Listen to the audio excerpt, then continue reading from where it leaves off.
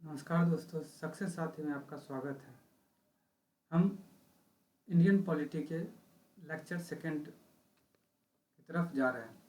तो उसमें जाने से पहले आपसे रिक्वेस्ट है कि आप इस सक्सेस साथी को सब्सक्राइब करें और शेयर करें, ताकि हम लोगों को भी मोटिवेशन मिलता रहे for the making of new videos. Now come to the lecture.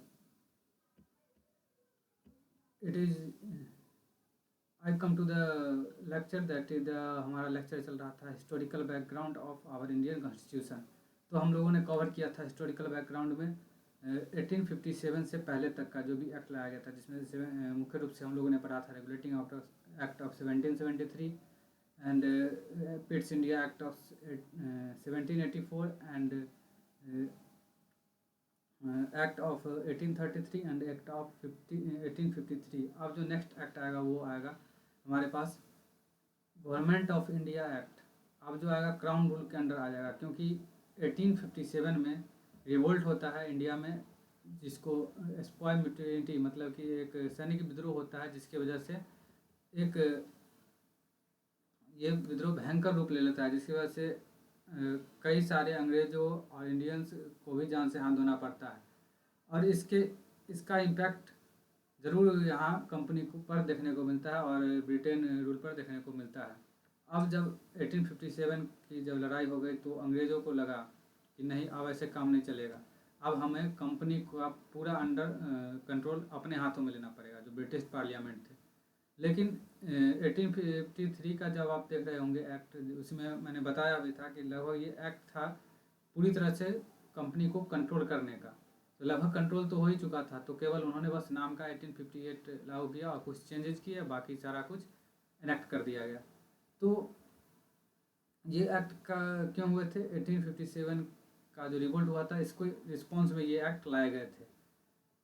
इस एक्ट को अंग्रेज़ों के द्वारा बोला गया act of good government of India, act of good government in India. और इस एक्ट के तहत क्या किया गया? सबसे पहले तो जो भी पावर था ईस्ट इंडिया कंपनी का, उसको ख़त्म कर दिया गया। अब ईस्ट इंडिया कंपनी है ही नहीं कुछ, और जितना पावर था कंपनी का वो सारा ट्रांसफ़र कर गया किसके पास? ब्रिटेन के पार्लियामेंट यानी ब्रिटेन के क्राउन के पास, ब्रिटिश सरकार के पास।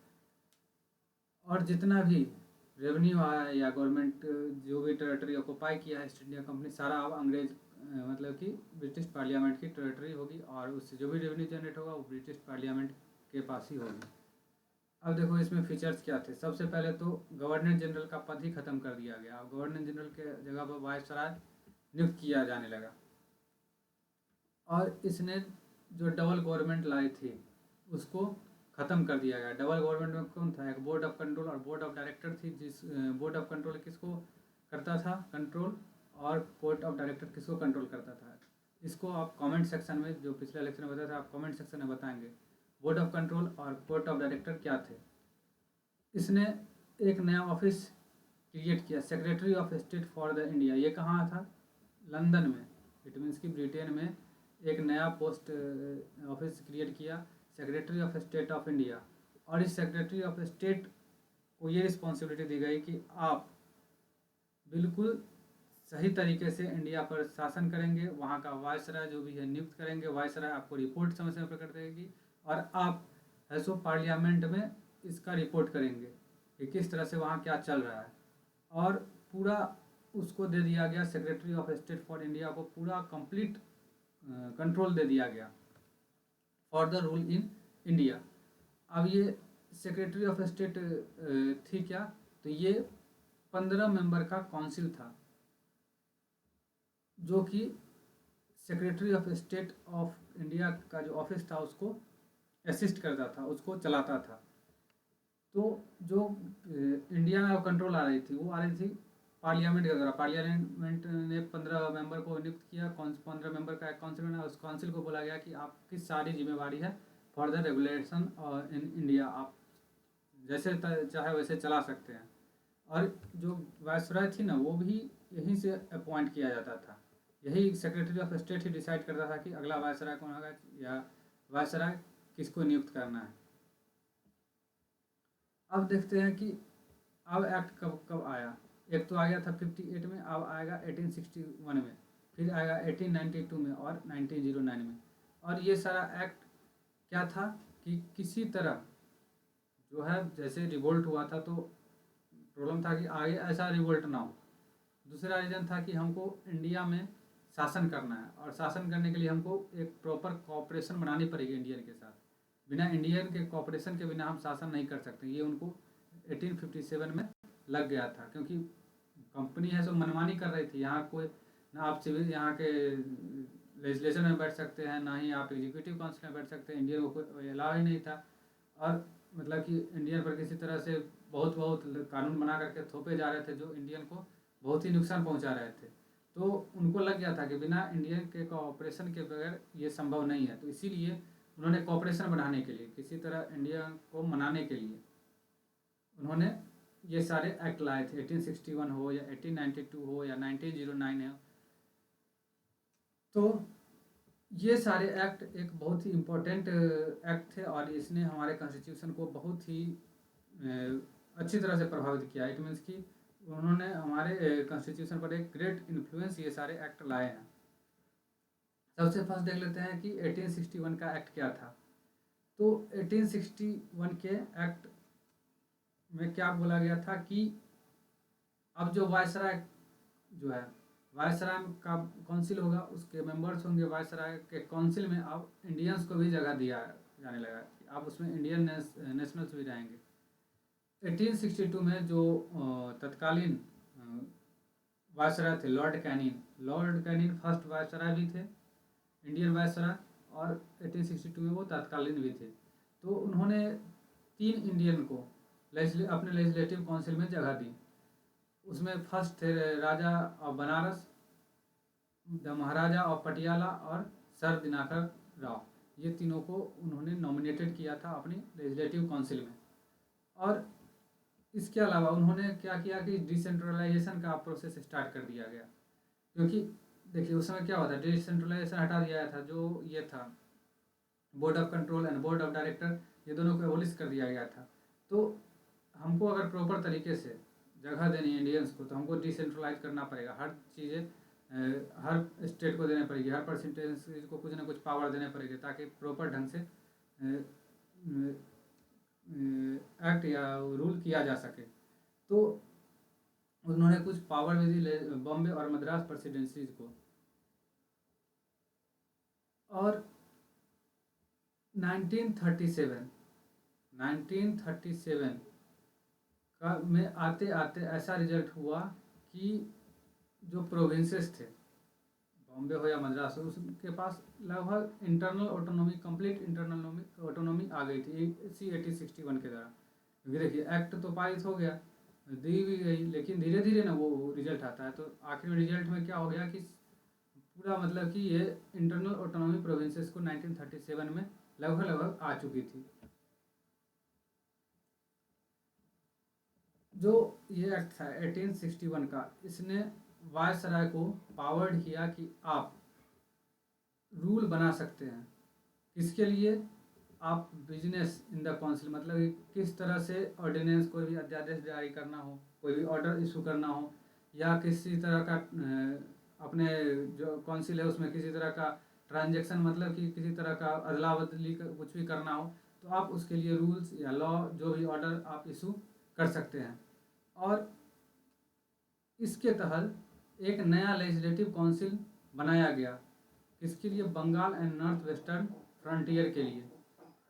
बंगाल, नॉर्थ वेस्टर्न फ्रंटियर में आ जाएगा ये आपका राजस्थान हो गया, हरियाणा हो गया, दिल्ली हो गया। तो ये सब नॉर्थ वेस्टर्न फ्रंटियर में लगभग आ जाता है। और पंजाब, इट मीन्स कि बंगाल, नॉर्थ वेस्ट फ्रंटियर और पंजाब के लिए एक लेजिस्लेटिव काउंसिल की भी स्थापना की गई। मतलब कि देखिए डिसेंट्रलाइजेशन की तरफ बढ़ा जा रहा है। अब फीचर्स क्या थे? अब जो नेक्स्ट एक्ट है वो है 1892 के एक्ट के बारे में हम देखेंगे। देखिए 1892 के एक्ट में क्या होगा कि इसमें और मेंबर जोड़े जाएंगे। जो भी लेजिस्लेटिव काउंसिल बनाया गया है, स्टेट लेवल पे बनाया गया है या प्रोविंस, स्टेट मतलब कि स्टेट उस समय प्रोविंस होता था, तो प्रोविंशियल लेवल पे जो लेजिस्लेटिव काउंसिल बनाया गया है, या सेंट्रल लेवल पे जो लेजिस्लेटिव काउंसिल है, उसमें क्या हो गया कि अब नंबर ऑफ मेंबर्स ऐड किए जाने लगे। और उसके अलावा जो लेजिस्लेटिव काउंसिल का जो फंक्शन था वो भी बढ़ाया जाने लगा। अब उसमें बजट पे डिस्कशन करना, किसी क्वेश्चन करना एग्जीक्यूटिव को, ये सब सारे फंक्शन आने लगे। अभी भी देखे होइएगा जब लोकसभा या राज्यसभा की बैठक होती है तो उसमें सब कुछ डिस्कशन है, बजट भी डिस्कस किए जाते हैं, क्वेश्चन आवर होता है जिसमें क्वेश्चन पूछे जाते हैं जो एग्जीक्यूटिव है, जो गवर्नमेंट है उसके द्वारा। तो वो सब लगभग स्टार्ट उसी समय हुई थी 1892 में। धीरे धीरे पावर बढ़ाया जाएगा फंक्शन, तो अब क्वेश्चन आंसरिंग ये सारा कुछ शुरू हो जाएगा। कुछ ऑफिशियल मेंबर को भी नॉमिनेट किया गया था लेजिस्लेटिव काउंसिल में वायसराय के द्वारा। तो वो वायसराय के द्वारा जिसमें रिकमेंड करती थी, कौन रिकमेंड करती थी? गवर्नर। जैसे प्रोविंसेस से कुछ हमको ऑफिशियल को अपॉइंट करना है इन द सेंट्रल गवर्नमेंट, मतलब स्टेट से कुछ ऑफिशियल ले जाके सेंट्रल गवर्नमेंट करना है, तो वो नॉमिनेट किसके आधार पर होता था? तो वायसराय तो करते थे नॉमिनेट, लेकिन किसके रिकमेंडेशन पे? तो जो लोकल अथॉरिटी है, जैसे डिस्ट्रिक्ट बोर्ड हो गया, म्यूनिसिपलिटी हो गया, या यूनिवर्सिटी हो गया, या कोई भी एसोसिएशन हो गया, चैम्बर से, उन्होंने रिकमेंड किया कि हाँ ये व्यक्ति सही है, इसके लिए आप इसको इसमें नॉमिनेट कर सकते हैं। तो क्या करता था, जैसे अभी प्रेसिडेंट नॉमिनेट करते हैं राज्यसभा में कुछ सीटों को, या लोकसभा में कुछ सीट नॉमिनेट किए जाती है, राज्यसभा का कुछ सीटें प्रेसिडेंट द्वारा नॉमिनेटेड किए जाते हैं, उसी तरह से वायसराय के पास भी ये पावर दी गई कि आप किस रिकमेंडेशन के आधार पे, इनके रिकमेंडेशन के आधार पे आप क्या कर सकते हैं कि आप सेलेक्ट कर सकते हैं। अब जो नेक्स्ट है वो है फीचर्स एक्ट ऑफ 1909। 1909 का एक्ट में क्या था? तो 1909 के एक्ट को हम बोलते हैं Morley Monte reform. Morley Monte reform, it is the reform in 1909। 1909 में ये लाया गया था। लॉर्ड मॉर्ली उस समय था सेक्रेटरी ऑफ स्टेट, और मिंटोजा कौन था? Viceroy of India. इसने और डिसेंट्रलाइज करने की कोशिश की। इसमें देखिए जो लेजिस्लेटिव काउंसिल का जो साइज था और बढ़ाया गया। इट मीन्स कि अब जो लेजिस्लेटिव काउंसिल में क्या होंगे, बहुत सेंट्रल लेवल पर है लेजिस्लेटिव काउंसिल, जैसे अभी है ना सेंटर पे है लोकसभा, स्टेट में है क्या? विधानसभा। उसी तरह जब सेंट्रल में देखते हैं राज्यसभा, स्टेट में स्टेट लेजिस्लेटिव काउंसिल। तो उसी तरह से जो स्टेट और प्रोविंशियल लेवल पे लेजिस्लेटिव काउंसिल था उसमें अब मेंबर और बढ़ाए गए। इसने और फंक्शन बढ़ाया बोथ लेवल पे। स्टेट लेवल पे भी फंक्शन लेजिस्लेटिव काउंसिल का बढ़ाया, सेंट्रल लेवल पर मतलब उसको पावर दी गई। इसने association of Indian with executive council of viceroy and governor, मतलब कि अब जो गवर्नर और वायसराय के एग्जीक्यूटिव काउंसिल में अब इंडियंस को भी दिया गया प्रोविजंस। पहले क्या था? लेजिस्लेटिव काउंसिल में दिया गया, फिर अब देखिए ये सब हो रहा है धीरे धीरे जब विद्रोह हो रहा है, मतलब कि जब कुछ ना कुछ इंडिया में कुछ जो इंटेलेक्चुअल है वो आ रहे हैं सामने और वो मांग कर रहे हैं, तब ऐसा हो रहा है। तो उसमें एसोसिएशन ऑफ इंडियंस और executive council of viceroy and governor, अब जो है एग्जीक्यूटिव काउंसिल में अब इंडियंस को भी जगह दी गई। Satyendra Prasad Sinha was the first Indian to join viceroy recruited council, और वायसराय के काउंसिल में Satyendra Prasad Sinha was the first Indian. Viceroy के काउंसिल में सबसे फर्स्ट इंडियन किसको नॉमिनेट किया गया था? एग्जीक्यूटिव काउंसिल में सत्येंद्र प्रसाद सिन्हा। इन्होंने 1909 में एक कॉमनल रिप्रेजेंटेशन लाने की भी कोशिश की गई, मतलब कि अब जो कॉमनल रिप्रेजेंटेशन मतलब कि अब कम्युनिटी के आधार पर, मतलब कि धर्म के आधार पे अब थोड़ा रिप्रेजेंटेशन दिया जाने लगा। मुस्लिम को भी रिप्रेजेंटेशन बोर्ड में, मतलब कि उसमें लेजिस्लेटिव काउंसिल में दिया जाने लगा। कुछ सिख थे उनको दिया जाने लगा, मतलब कि इस तरह से लाने की कोशिश की गई। लेकिन जो 1909 में जो कॉमनल रिप्रेजेंटेशन आया था वो मुस्लिम के लिए केवल लाया गया था। और इसी कॉमनल रिप्रेजेंटेशन की वजह से जो लॉर्ड मिंटो को बोला जाता है father of communal electorate in India. Father of communal electorate in India is Lord Minto. Now come to the next. अब जो हम आएंगे वो आएंगे government of India act of 1919। तो ये मेरे हिसाब से इसको डिस्कस कर लेते हैं। This is known as the Montagu Chelmsford reform, Montagu Chelmsford reform, the government of India act of 1919। इसमें क्या किया गया कि सेंट्रल और प्रोविंशियल सब्जेक्ट का इंट्रोडक्शन हुआ। अभी जो देखते हैं central subject, state subject, concurrent subject, तो उसी समय 1990 के गवर्नमेंट ऑफ इंडिया एक्ट में सेंट्रल और प्रोविंशियल सब्जेक्ट को लाया गया और दोनों को ये पावर दे गई कि अपने लिस्ट में, अपने रिस्पेक्टिव लिस्ट में वो कानून बना सकते हैं, उसको इनेक्ट कर सकते हैं, उस पर लॉ बना सकते हैं, उसको इम्पोज कर सकते हैं। तो अभी भी देख रहे होंगे जो स्टेट हुआ, सेंट्रल हुआ, अपने अपने सब्जेक्ट पे आराम से अपने लेवल पे वर्क कर सकते हैं, उनको जैसा सही लगे। और जो प्रोविंशियल सब्जेक्ट था, एक तो हो गया सेंट्रल प्रोविंशियल, और प्रोविंशियल सब्जेक्ट में क्या किया गया, दो पार्ट में बांटा गया। एक को बोला गया ट्रांसफर्ड और दूसरा रिजर्व। प्रोविंशियल में एक ट्रांसफर्ड था और दूसरा रिजर्व था। अब जो ट्रांसफर्ड सब्जेक्ट था वो गवर्नर, मतलब कि जो लेजिस्लेटिव काउंसिल में मिनिस्टर्स है उसके उनके रिस्पॉन्सिबिलिटी के आधार पर गवर्नर के द्वारा एडमिनिस्ट्रेशन किया जाता था। जो लेजिस्लेटिव ट्रांसफर सब्जेक्ट पे क्या था, लेजिस्लेटिव काउंसिल रिस्पॉन्सिबल था और ये रिस्पॉन्सिबल एडमिनिस्ट्रेट किया जाता था गवर्नर के द्वारा। वेयर है रिजर्व सब्जेक्ट, तो रिजर्व सब्जेक्ट को इसके द्वारा गवर्नर के द्वारा किया जाता था on the executive council. Executive council के का जो मेंबर था उसके द्वारा इस सब्जेक्ट को गवर्नर के द्वारा एडमिटेड किया जाता था। मतलब कि गवर्नर इस पे राय विचार अपना दे सकती है या अपने तरह से वो कर सकती है। तो उसके अलावा बाइकैमरलिज्म और डायरेक्ट इलेक्शन की गई इस रिफॉर्म के द्वारा कि अब दो हाउस बनेंगे बाइकैमरलिज्म, मतलब upper house and lower house, ठीक है ना। इस तरह से व्यवस्था की गई। जैसे अभी भी देखते हैं जो हमारे सेंट्रल लेवल पे है अपर हाउस है, लोअर हाउस है, कुछ स्टेट लेवल में भी अपर हाउस होती है, लोअर हाउस होती है, और डायरेक्ट इलेक्शन किया गया। अपर हाउस को बोला गया council of state, lower house को क्या गया बोला गया लेजिस्लेटिव असेंबली। अभी भी वही है, अपर हाउस को बोला जाता है काउंसिल ऑफ स्टेट, जबकि लोअर हाउस को बोला जाता है स्टेट लेजिस्लेटिव असेंबली। इसने कॉमनल रिप्रेजेंटेशन को और बढ़ाया। 1909 में तो आया था फर्स्ट टाइम, लॉर्ड मिंटो लाए थे, लेकिन इसके बाद कॉमनल रिप्रेजेंटेशन पहले मुस्लिम तक थी, अब Sikh, Indians, Christian, Anglo Indian, European सबको अब कॉमनल रिप्रेजेंटेशन की व्यवस्था की गई। इसने लिमिटेड नंबर ऑफ पीपल को फ्रेंचाइज किया उनके प्रॉपर्टी, टैक्स और एजुकेशन के आधार पर।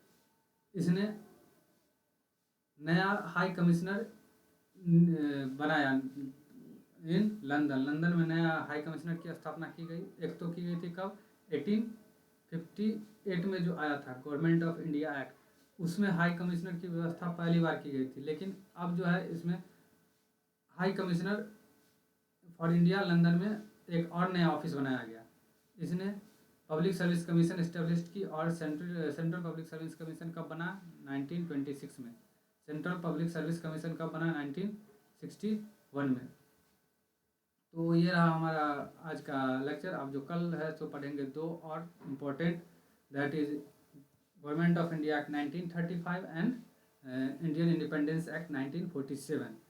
तो यहीं पे अपना सेशन शुरू कर बंद ख़त्म करते हैं। Thank you for listening this.